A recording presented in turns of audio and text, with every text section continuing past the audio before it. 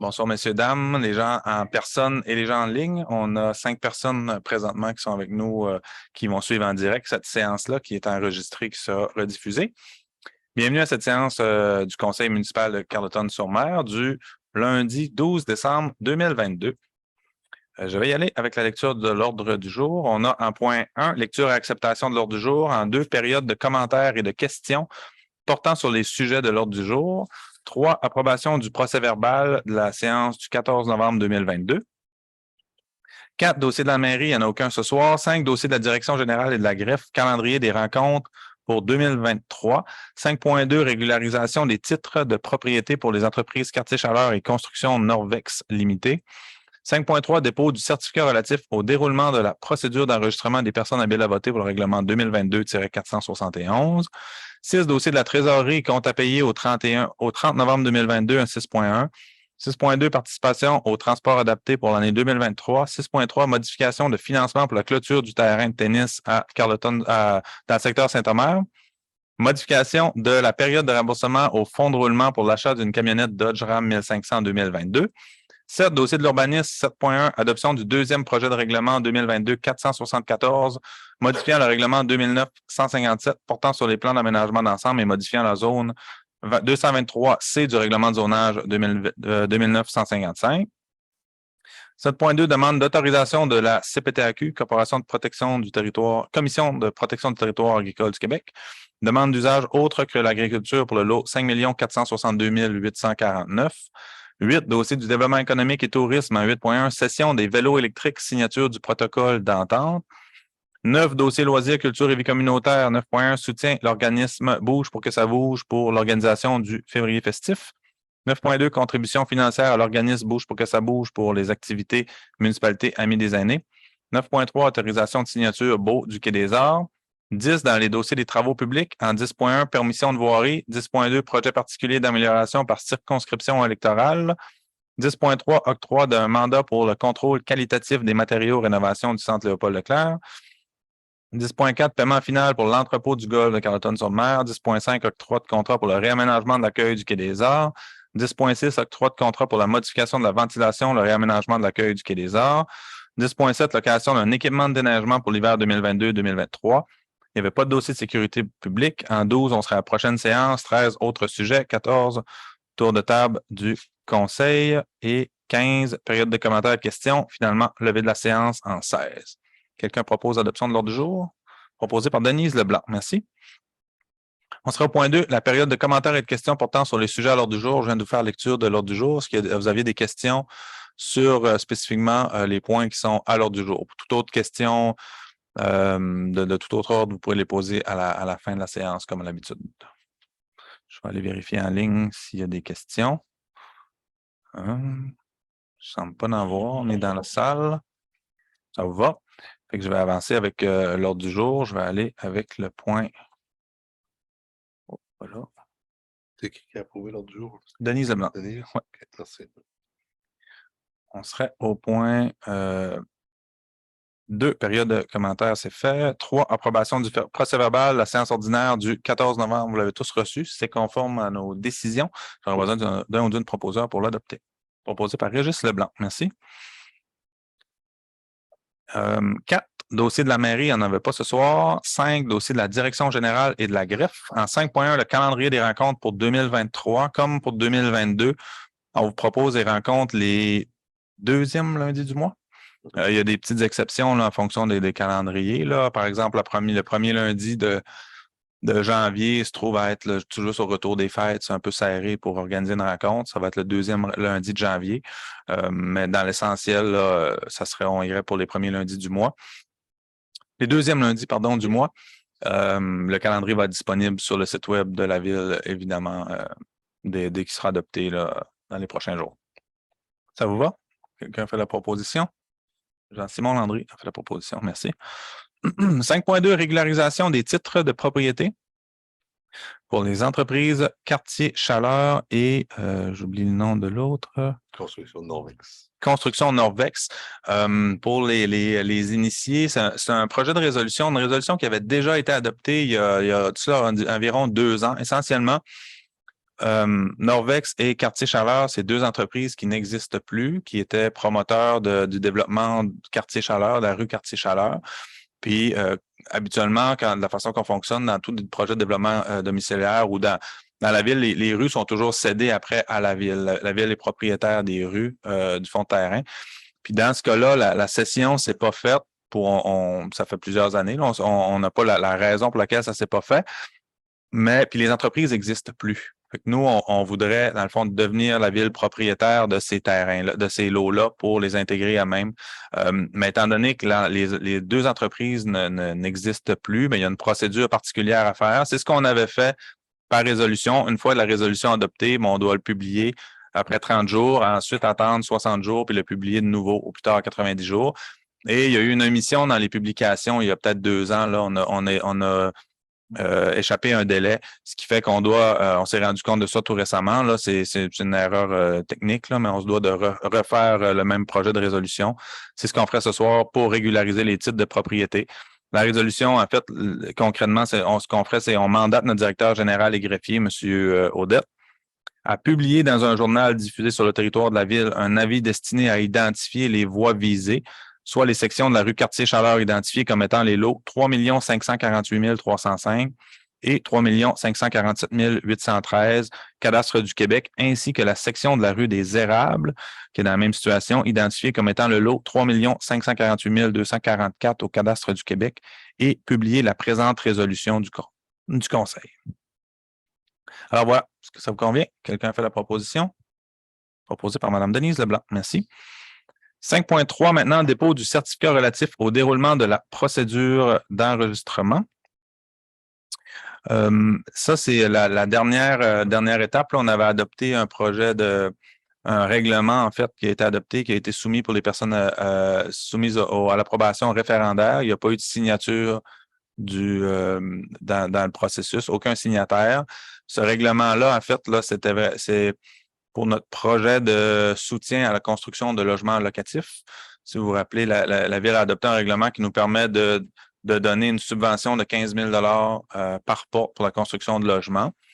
Mais la loi étant faite, la municipalité ne pouvait pas donner plus que 1 de ses crédits, 1 de son budget. Sur un budget de 10 millions, c'est-à-dire 100 000 par année, maximum qu'on pouvait donner dans le cadre de ce programme-là. On a un montant de 450 000 qui est dans ce programme-là pour construire 30 logements.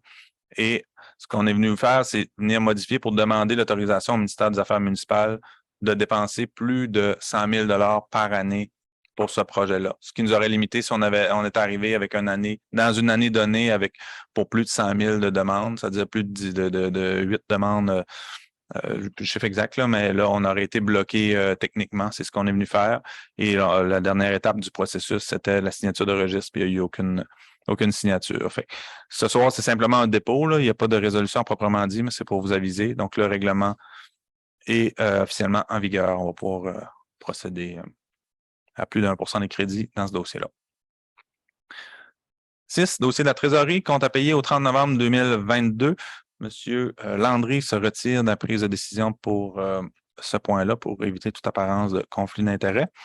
Il y en a pour un total de 521 236, là, c'est toutes les factures courantes, les salaires, etc., plus des différents comptes fournisseurs. Là, dans les plus importants que j'ai notés, il y a des honoraires à Bang Architecture pour 46 957 pour la confection des plans de vie pour le chalet de la Pointe et pour un bâtiment de service sur la rue du Quai. Construction Michel Maltais, le dernier décaissement pour la fin des travaux au garage du Golfe, 12 288. La firme Détail Formation qui a fait un travail d'accompagnement pour améliorer le service à la clientèle, qui a fait aussi un sondage auprès de la population pour voir un peu comment on se situait là, sur l'expérience estivale. 24 472. Excavation, services techniques LM qui ont fait plusieurs travaux, notamment les toilettes écologiques, le mini-golf, la partie qui a été faite, là, il y en a pour 22 080 à excavation, services techniques. Sport Max aussi, une autre facture qui n'est pas courante, là, 4 599 pour faire l'achat d'une remorque pour la motoneige au service incendie. Au total, je le répète, 521 236. Vous avez tous reçu la liste là, exhaustive des comptes à payer. Si ça vous convainc, j'aurais besoin d'un ou d'une proposeur pour l'adopter. proposé par Esteban Figueroa. Merci. 6.2, participation au transport adapté pour l'année 2023. Comme à chaque année, on doit confirmer notre participation. On a l'obligation d'offrir le service de transport adapté. L'ensemble des MRC des municipalités, c'est-à-dire des MRC d'Avignon et de Bonaventure, donnent un mandat à la Régime, la Régie de transport, la Régie intermunicipale de transport de la Gaspésie des îles. Et pour 2023, la contribution demandée est de 2,60 $ par habitant, ce qui totalise pour la ville 10 767 $ pour offrir le service. Alors, la résolution, c'est qu'on confirme qu'on accepte que la MRC de Bonaventure soit mandataire auprès du ministère dans le dossier de transport adapté et que la ville confirme son adhésion au service pour l'année 2023 pour le montant que je vous ai dit de 10 767. Quelqu'un propose? Proposé par M. Turcotte. Merci. 6.3, modification de financement pour la clôture du terrain de tennis secteur de l'OTJ. On a fait la réflexion de la clôture et ce qu'on avait prévu initialement, c'est de la payer à même notre fonds de roulement puis de se la rembourser sur une période de 10 ans. Fonds de roulement, c'est un outil qu'on a pour se prêter à nous-mêmes de l'argent, pour étaler les versements. Et ce qu'on veut faire en fin d'année, ce qu'on se rend compte, c'est qu'on a la capacité de le payer à même notre budget courant, le budget d'exercice 2022, 24 794. Ça libérait de la place sur le fonds de roulement pour pouvoir faire d'autres projets en 2023. Ça va, j'ai besoin d'une proposition pour l'adopter. Proposée par M. Leblanc. Merci. 6.4, modification de la période de remboursement au fonds de roulement. Là, on dit que je n'ai pas la fin, là, mais c'est pour l'achat de la camionnette Dodge Ram Ram 1500 2022. Quand on achète des véhicules, on les finance toujours par le fonds de roulement et on les amortit sur une période de 10 ans. C'est une procédure qu'on fait tout le temps. Puis on les garde toujours minimalement 10 ans, nos véhicules, à la ville. La RAM 2022, une RAM 2022, on en a acheté deux au cours de la dernière année. C'est une erreur, là. Elle a été mise au fond de roulement dans la résolution. Ça indiquait qu'on allait rembourser sur une période de 5 ans. On veut juste corriger ça pour la remettre sur une période de 10 ans. Puis le véhicule n'est pas encore arrivé. On va le recevoir cette semaine ou en tout cas très bientôt. Il est rentré au concessionnaire après quelques mois d'attente. Ça va? Quelqu'un qui m'a fait la proposition? Oui, M. Landry. Merci. Jean-Simon Landry a fait la proposition. On poursuit avec 7, les dossiers de l'urbanisme. 7.1, adoption du deuxième projet de règlement 2022-474, modifiant le règlement 2009-157, portant sur les plans d'aménagement d'ensemble et le règlement 2009-155, afin d'agrandir la zone 223C et d'y créer une nouvelle zone récréotouristique 223X.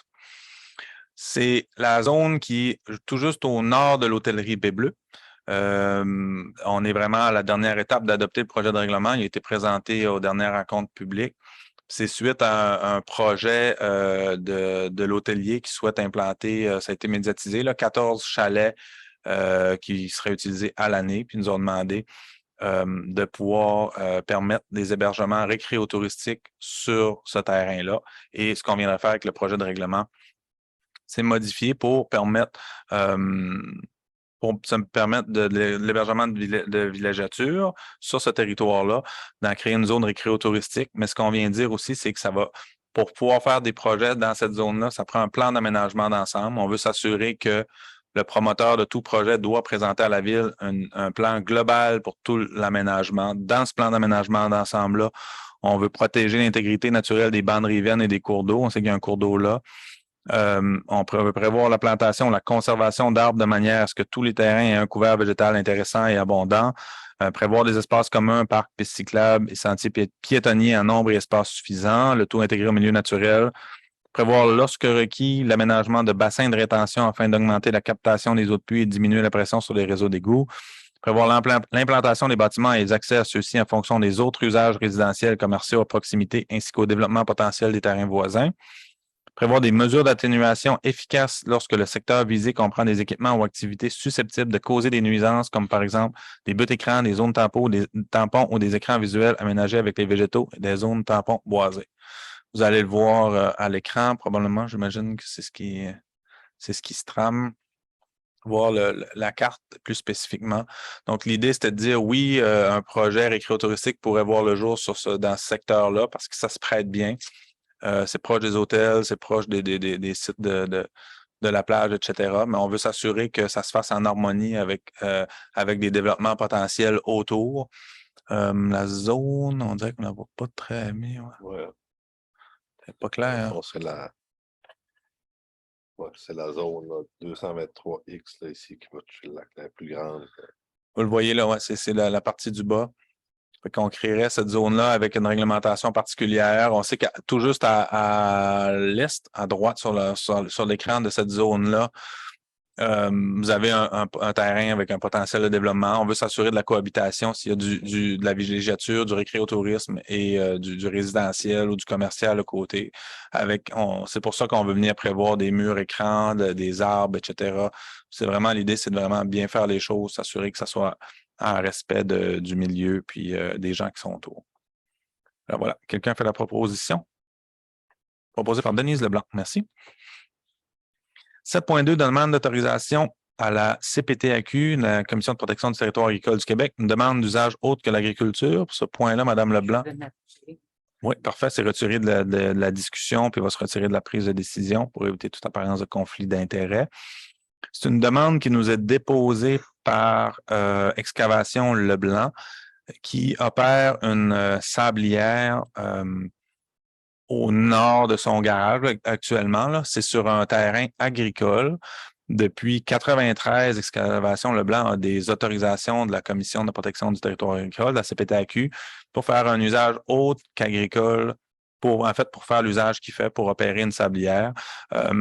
Et là, ce qu'il souhaite faire, c'est renouveler cette autorisation-là. Pour ça, il y a des documents qui ont été fournis, là, il y a des études qui ont été faites par la firme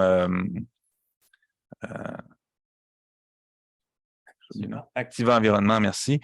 Une étude d'analyse qui ont fait une analyse de l'évolution de la carrière puis des projections avec des projections de revégétaliser le site. Là, ils ne sont pas encore à l'étape de revégétaliser, mais c'est bien indiqué dans le rapport que rendu à tel niveau d'avancement dans la sablière, il se doit de revégétaliser. Bref, nous, comme ville, dans ces demandes-là, c'est toujours l'entreprise ou le promoteur qui porte la demande auprès de la CPTAQ, mais demande un appui de la municipalité pour le dossier et c'est ce qui a été discuté avec les membres du conseil, considérant que c'est une situation qui est existante, qu'il y avait déjà eu des autorisations depuis 1993 dans ce dossier-là et qu'il y a un projet de revégétalisation à la fin. Si vous êtes toujours d'accord, on pourrait procéder à l'appui de cette demande proposée par M. Régis Leblanc. Merci. On poursuit avec le point 8, dossier de développement économique et tourisme, cession des vélos électriques, signature du protocole d'entente. On les a reçus plus tard que prévu. Les vélos électriques devaient rentrer au début de saison. Finalement, ils sont arrivés en fin de saison, un peu trop tard pour vraiment lancer le tout. Mais c'est un projet qu'on a fait conjointement avec la Régie de transport dans 4 municipalités de la Gaspésie. On a fait l'acquisition de 8 vélos électriques avec 2 stations. Il y en a une station qui est tout juste à votre gauche, là, dans le stationnement d'Hôtel de Ville, où est l'abribus, pour recharger les vélos électriques en libre service. Puis il y en a un autre aussi au camping municipal, une station qui va être implantée. Et dans l'entente, c'est un projet total, là, la partie, en fait, pour Carleton-sur-Mer, c'est 80 439. De ça, il y a des subventions du ministère des Transports du Québec. Il y a une partie qui est payée aussi par la Régie de transport, la Régime. Le coût à la charge de la ville sur ce projet-là est de 29 094 $. Ce qu'on vient faire avec l'entente, à l'heure actuelle, c'est le projet qui a été piloté, qui a été avancé par la Régime. Et on fait l'acquisition des vélos, l'implantation avec la firme, évidemment, là, qui est une firme québécoise, Bewegan, qui produit les vélos. Une fois que c'est fait, ben là, on est à la signature de l'entente où on vient répartir la responsabilité de chacun.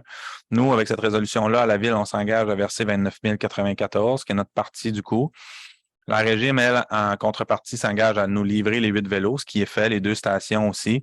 Et c'est la Régime qui s'engage à gérer la plateforme des utilisateurs. Il va y avoir une carte qui va pouvoir être utilisée pour aller soit dans l'autobus, soit dans les vélos en libre partage. C'est la Régime qui va gérer tous les paiements, les réservations sur la plateforme, les assurances responsabilité civile aussi. Et de notre côté, nous, on s'engage à mettre les vélos à disposition des visiteurs et des citoyens et on s'engage à assurer leur entretien, leur réparation et leur remplacement en cas de bris, de vandalisme ou de destruction.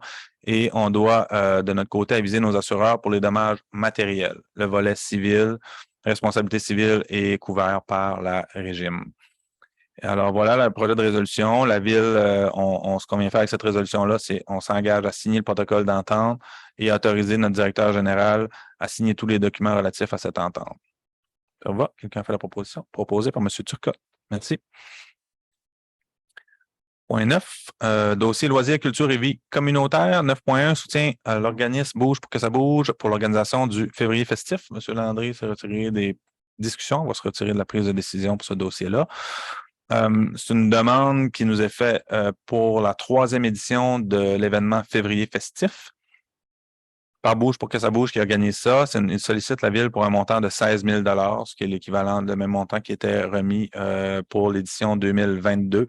Je propose d'organiser des activités là, tout au long de février, comme vous l'avez vu l'an dernier.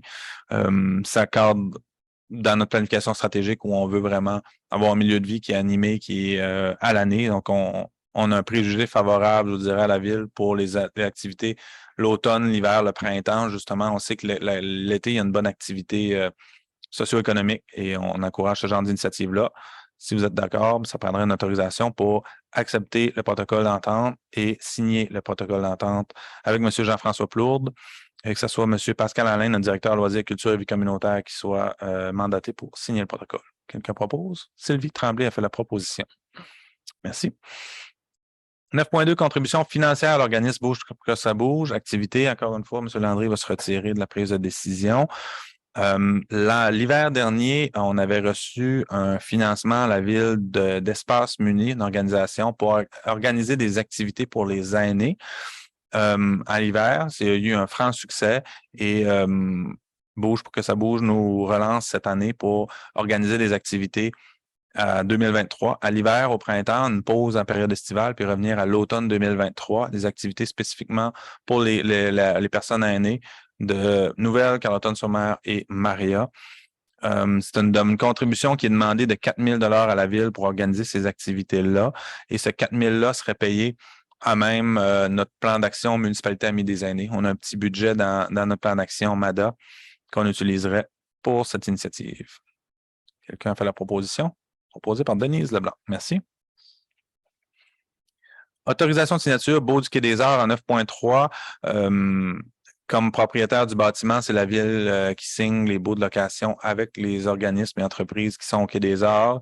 Ce qu'on propose cette année, comme lors des dernières années, c'est une augmentation des coûts des baux de 3 La proposition de résolution, donc, c'est pour autoriser moi-même et M. Audette, directeur général et greffier, à signer les baux et considérant qu'il y a une augmentation prévue de 3 des loyers. Ça va. M. Landry en fait la proposition. Merci. Projet de réfection de l'aréna Léopold Leclerc, directive de modification. C'est une première. Les travaux vont débuter, là, vous le savez, à l'hiver, mais déjà, on avait mandaté Maxime Terrasse, qui est ingénieur, qui va être chargé de projet pour faire les liens, pour nous représenter auprès des entrepreneurs, de l'entrepreneur et des architectes pour veiller au bon fonctionnement. Déjà, après là, Construction LFG a commencé à regarder les plans. Ils ont noté 2 éléments qui ont signifié, Maxime Terrasse et nos architectes ont fait des vérifications puis recommandent de procéder à ces changements-là.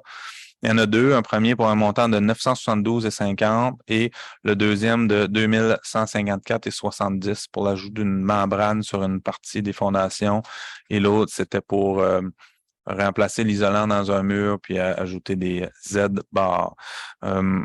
Alors voilà, la résolution, c'est pour autoriser notre directeur général, M. Audette, à signer les documents relatifs à cette directive. Quelqu'un fait la proposition? Mme Tremblay fait la proposition. Merci. Prochain point. 10, dossier des travaux publics, permission de voirie. Encore une fois, en fin d'année, c'est une résolution qu'on se doit d'adopter. Pour 2023, il faut toujours demander l'autorisation au ministère des Transports du Québec pour faire des travaux dans l'emprise de leur route. Des fois, on a des travaux à faire dans les fossés, quoi que ce soit, sur l'emprise de la 132. Et on se doit de passer cette résolution-là chaque année. C'est valide pour la totalité de 2023. Elle autorise un directeur des travaux publics. à accorder des permissions de voirie au cours de l'année 2023 au ministère des Transports. Quelqu'un ferait la proposition? Proposée par M. Leblanc. Merci. 10.2, projet particulier d'amélioration par circonscription électorale, PPA-CE. C'est un programme d'aide à la voirie locale, PAVL. C'est une enveloppe c'est toujours en fin d'année. On a accès à du financement pour faire des travaux de voirie. C'est toujours des petits montants. Mais lorsqu'on a la confirmation du financement auquel on a accès, on doit déposer des factures, des pièces justificatives qui démontrent qu'on a fait des travaux. Cette fois-ci, on a accès à un montant de 12 624 $ pour faire des travaux. On en a fait, entre autres, du pavage dans la rue Bélanger. On a fait l'acquisition de ponceaux et on soumettrait ces dépenses-là pour aller chercher le 12 624. Quelqu'un fait la proposition? Proposé par M. Figueroa. Merci. 10.3, octroi de mandat pour le contrôle qualitatif des matériaux, rénovation de l'Aréna Léopold Leclerc.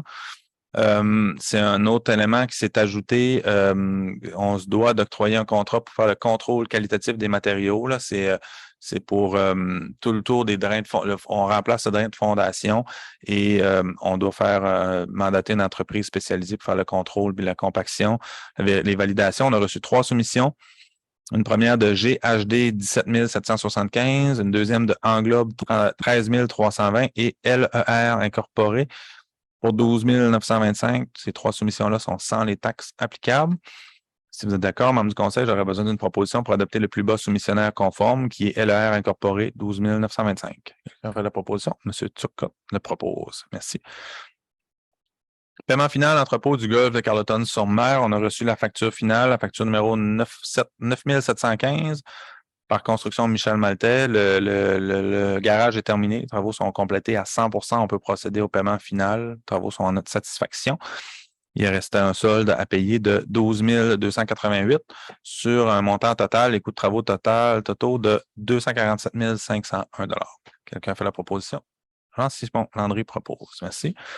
10.5, octroi de contrat pour le réaménagement de l'accueil du Quai des Arts. Ça aussi, ça fait un petit bout qu'on l'a présenté au plan triennal d'immobilisation. On a adopté toutes les résolutions pour les règlements d'emprunt. On est rendu à l'étape d'octroyer les contrats.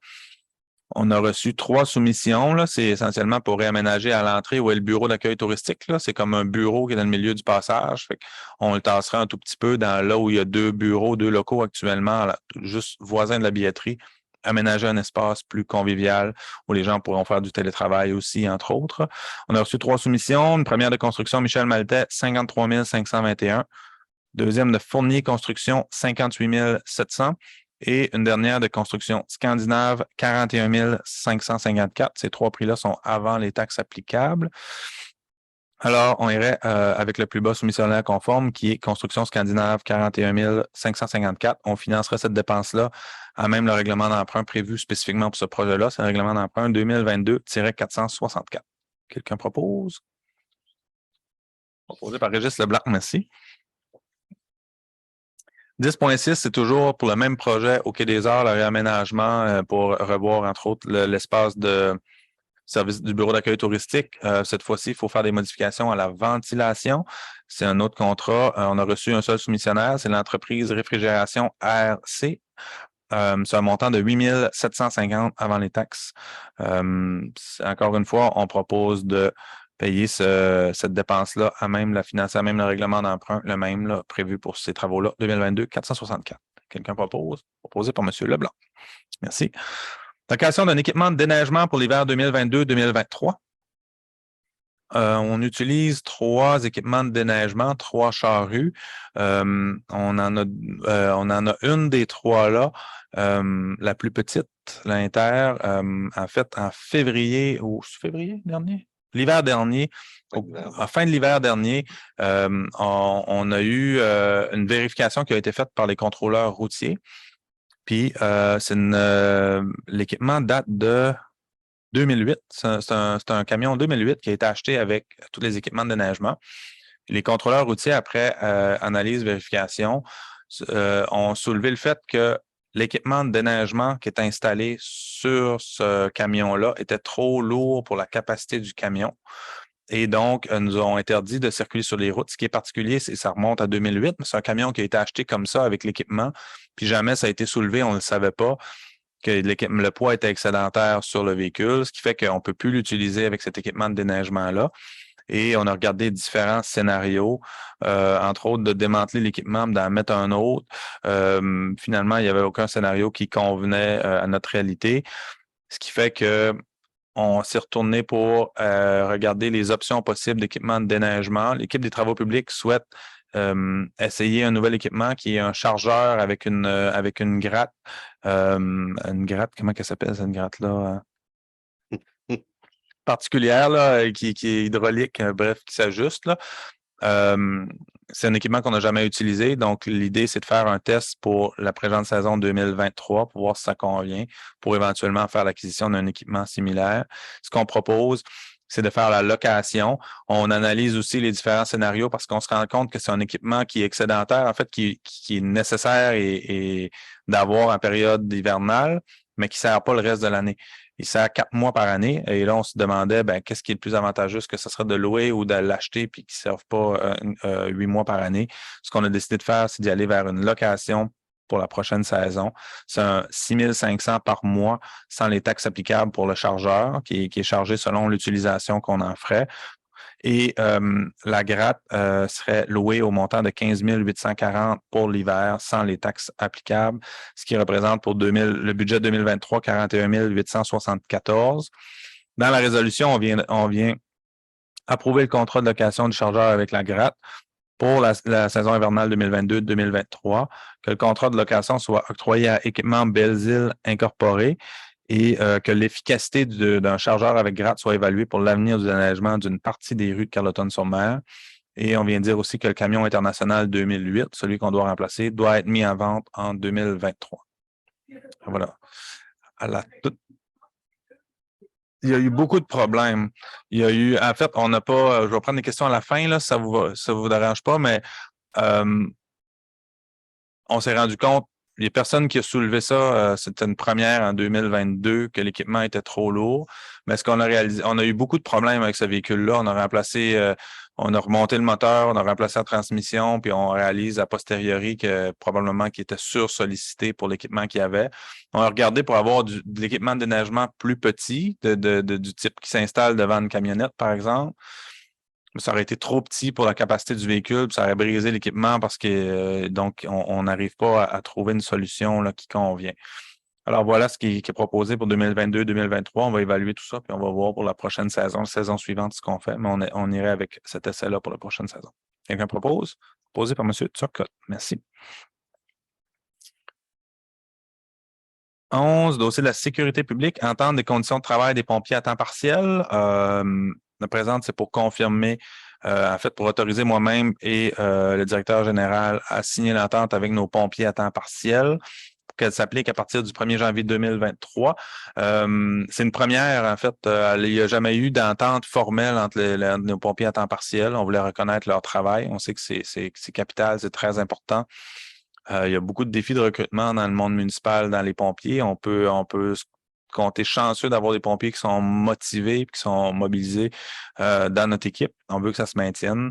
Et c'était à leur demande, là, au cours des derniers mois, ils ont demandé d'initier un dialogue pour en arriver à convenir d'une rémunération puis de conditions de travail, là, proprement dit, comme qu'on a avec notre personnel cadre ou notre personnel syndiqué.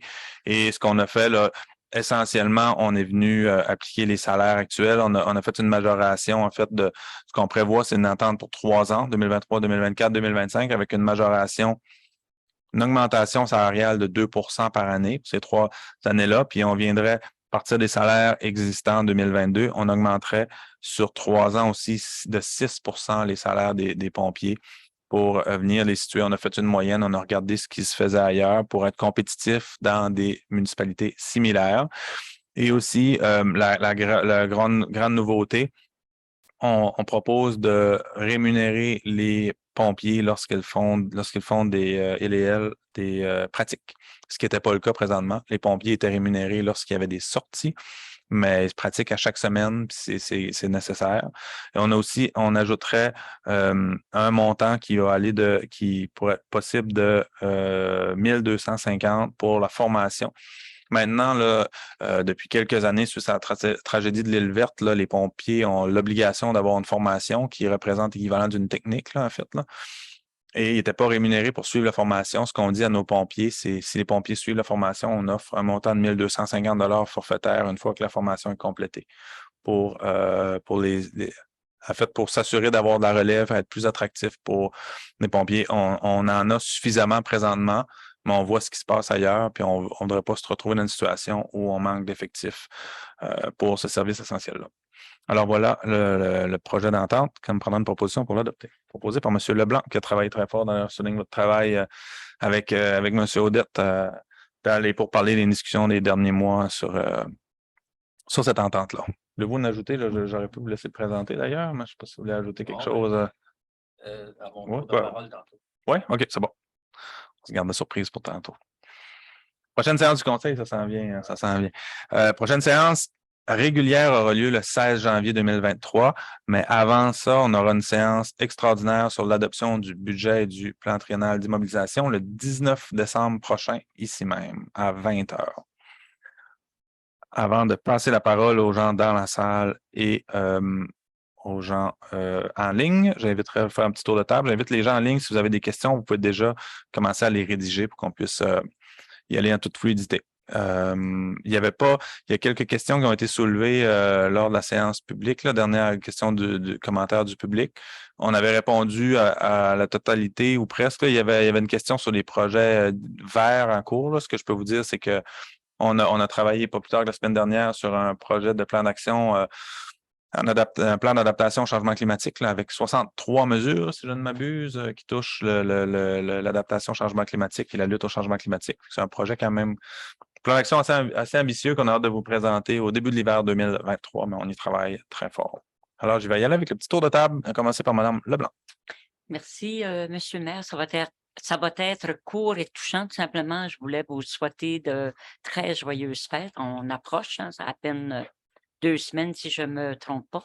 Profitez-en. Surtout, je pense que ça fait au moins 3 ans qu'on ne pouvait pas voir nos familles, nos amis.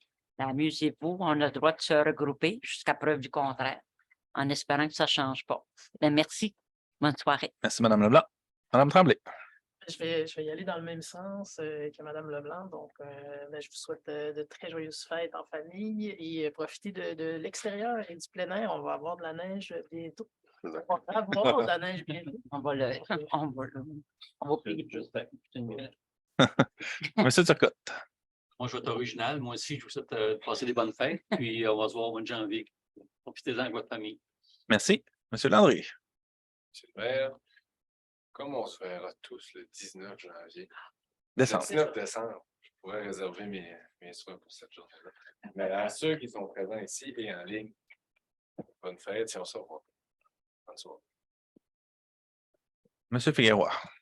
Oui, mais vous avez mentionné, Monsieur Lapointe, pour les choses qui s'en viennent en adaptation au changement climatique. J'allais mentionner aussi là, la ville, avec 3 autres villes de la baie de Chaleur, travaille depuis quelques années à augmenter la capacité d'adaptation des municipalités, mais aussi des citoyens et des citoyennes, là, en offrant des séances de sensibilisation, d'information, et même il y a eu des consultations.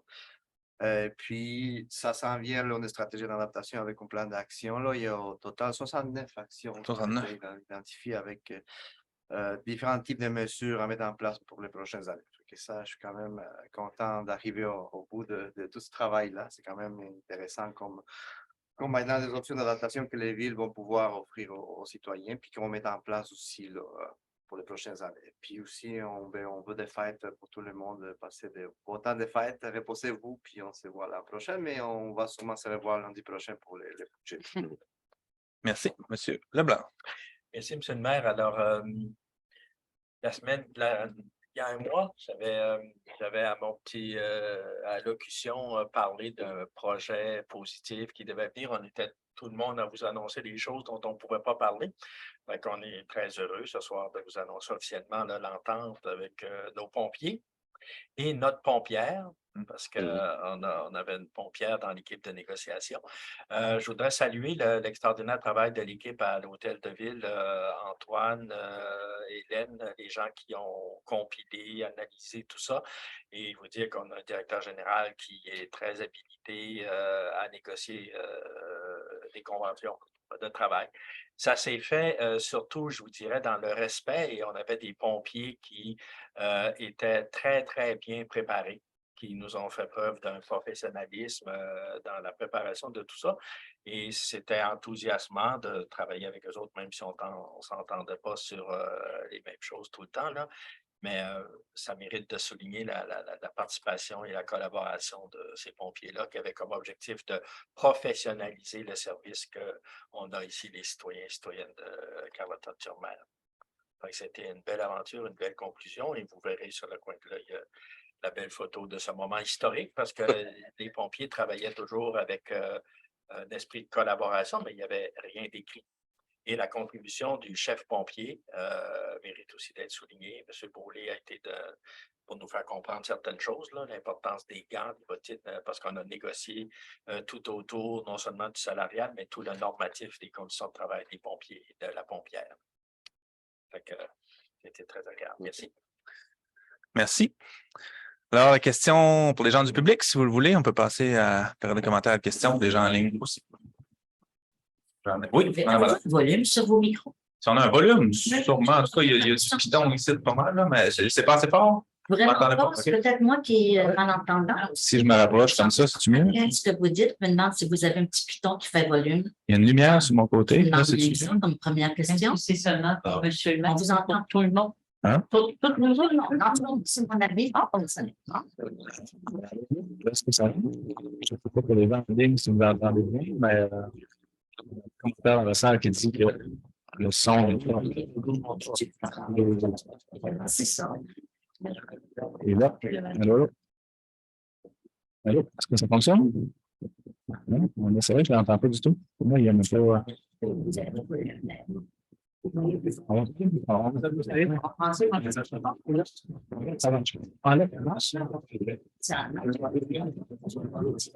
Ça fonctionne mieux quand on amène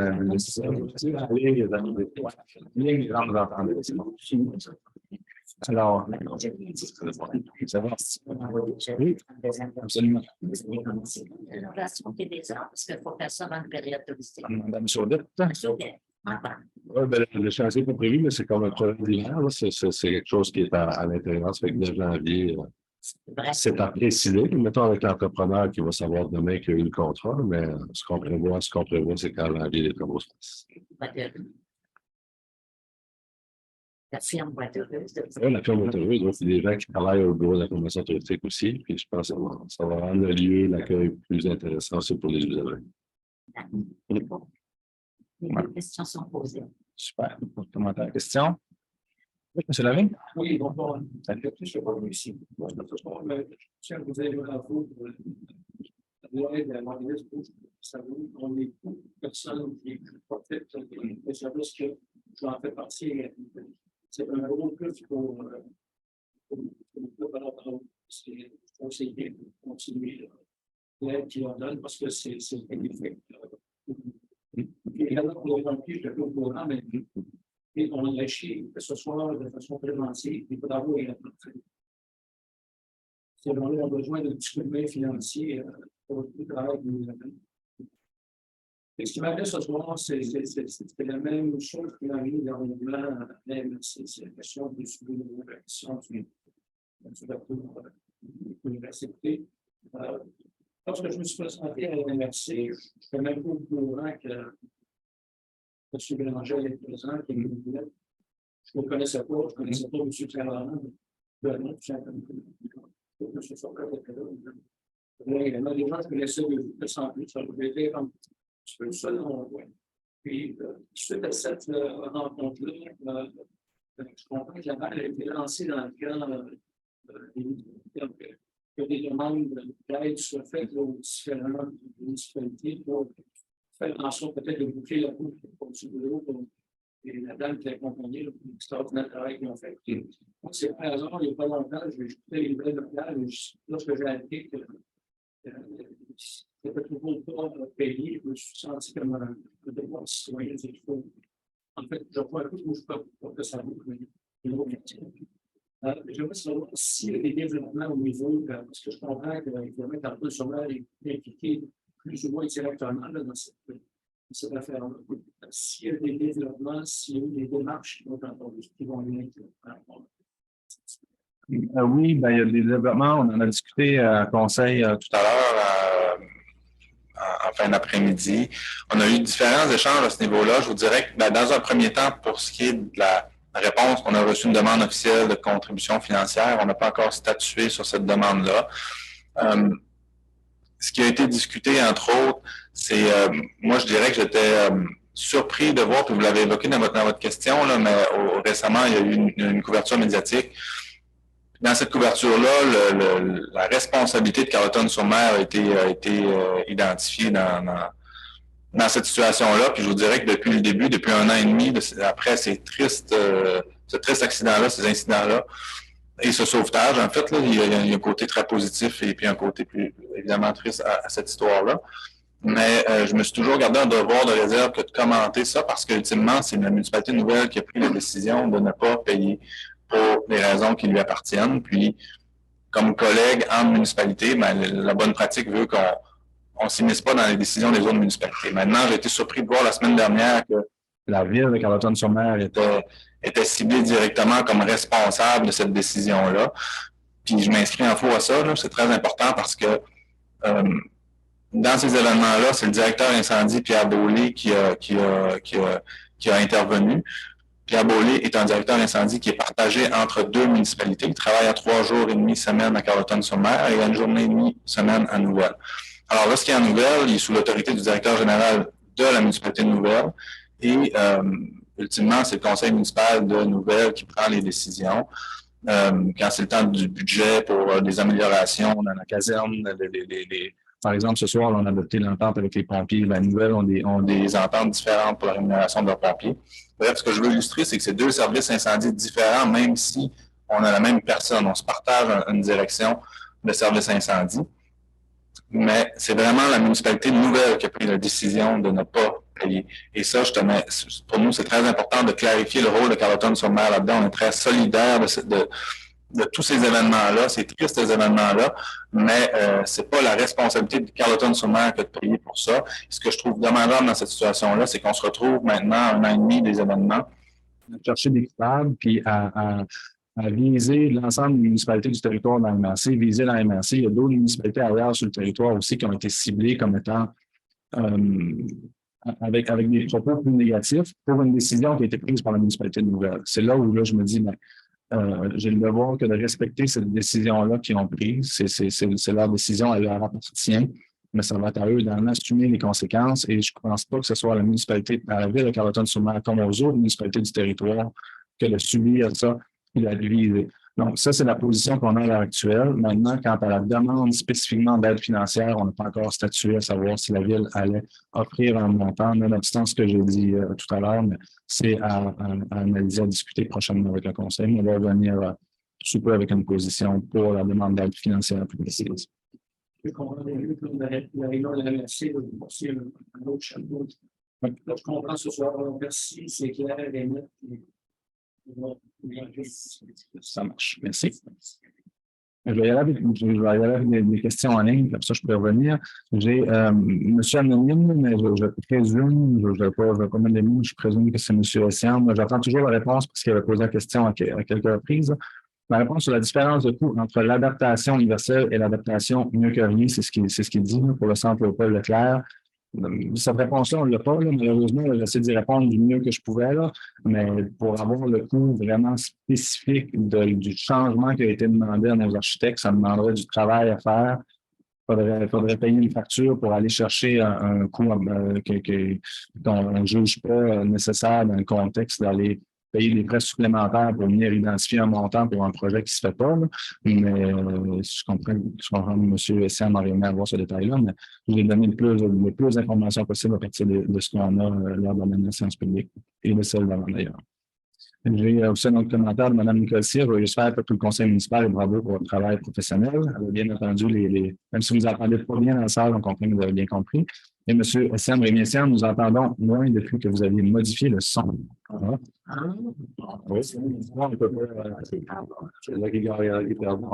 C'est comme une négociation des compétences. Il y a des gagnants et des perdants. On va essayer de corriger la situation. Désolé pour le changement, mais on va regarder pour s'assurer que ça fonctionne mieux la prochaine fois. D'autres commentaires dans la salle? Oui, Mme Legary. Ça concerne les règlements qui sont appliqués lors de la construction de chalets à la montagne et l'environnement paysager. J'ai remarqué par rapport à la rue de la Croix où j'habite maintenant. Vous devez le faire à cheval, là ça monte, là ça va vers l'intérieur, à la deuxième montagne. Juste au coin, là, il y a un chalet ou une maison qui est là. Je ne sais pas si je n'avais pas remarqué avant, mais il me semble que c'est devenu très dégagé. C'est même vous qui êtes propriétaire. Mais il me semble que c'est vraiment trop dégagé.